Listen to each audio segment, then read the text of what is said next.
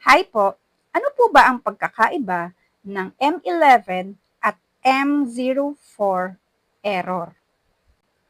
Actually, ang M11 at M04 ay pareho silang checkout failure. Pinagkaiba lang nila, ang M11 error ay related siya sa payment method.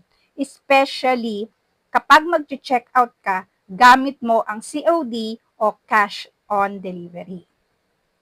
May error ka doon. M04 naman is checkout failure pa rin.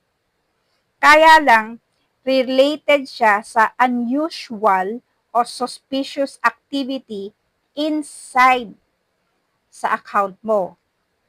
Ano ba yung mga suspicious activity? Example, yung login attempt.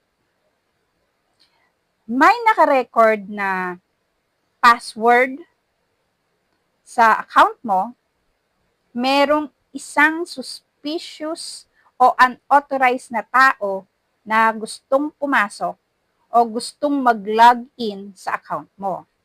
Naka-login siya, pero na-detect siya ng platform na hindi kanya kasi hinuhulaan niya yung password.